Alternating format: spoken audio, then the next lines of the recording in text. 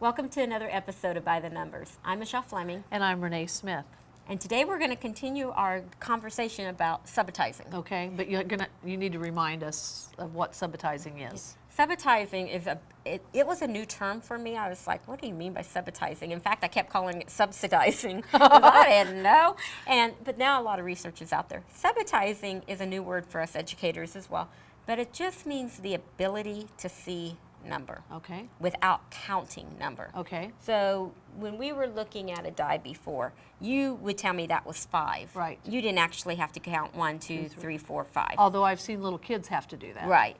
And oftentimes it's because they haven't had the practice with rolling dice and counting die and just knowing. At first, kids will have to do the rote counting, but eventually we want them to know that's a 5. Right. And we want them to know that's a 3. Right. And oftentimes when kids can't count on, and I'll have teachers say, well, they have to start all over with 1. It's because they don't have the skill of subitizing to know that's 3 and sure that that's 3 to go on with it. So we're going to play a quick game. Okay. Most kids can see 4 to 6 objects at a time. After that, we start doing a skill called chunking. Okay. So sometimes we'll think that we know, for example, we might say, well, we know that's 12. Our brain didn't really see 12. We saw 6 and 6. Right. So we start chunking things together, pieces of information.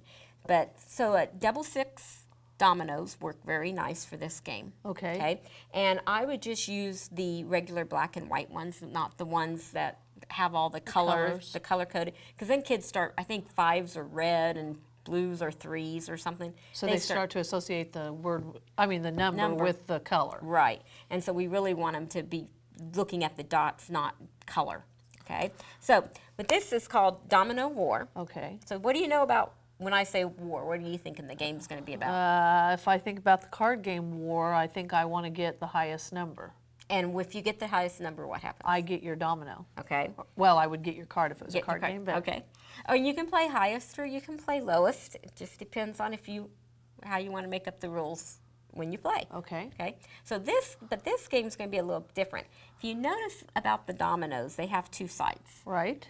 Okay. A 6 and a 2. And because we're really working on subitizing, not on chunking, we just want to be able to see the 6 or the 2. All right. So when you pick up your domino, when it's your turn, you're going to either put it in, and we'll actually move these. We'll make this our playing board. Okay. When you choose your domino, you're going to choose to put it this way or this way.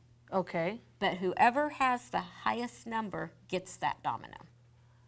Okay? I'm confused. Let's just see what you're talking about. Okay, choose a domino. I'm going to put it that way. You're going to put it that way. Okay, flip it over. Oh, so my side. Oh, and I lied. This isn't a double 6 at all. It's We've got double double 9s. 9s. Okay, well, let's throw that one out then. Okay. Because you would have won that one. Okay. Give it back. Okay. Okay. So, it's my turn. I'm going to flip one over, and I'm going to just keep it like that. Okay. Okay, how many do you have? I have 4. I have 2, so you'd win that domino. I like your this. turn. Okay. Let's do it that way. Okay.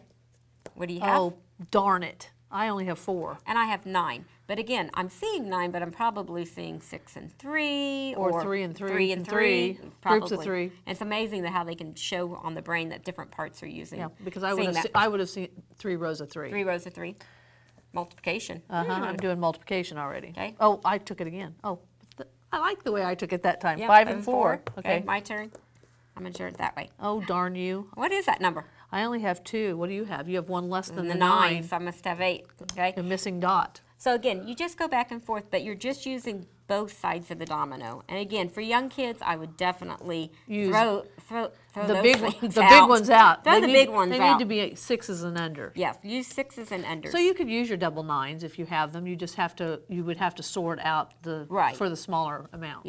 Yeah. Just get rid of the bigger ones, or you could try the bigger ones with older kids and see how they're figuring out what the numbers are. Right, because just like I said, I was able to see 3 rows of 3, and I knew that was 9, and then I had a strategy for that one because 1 dot was missing out of the middle, so I knew those had to be the 8s. Right, and that's how we start learning to chunk. So. Right.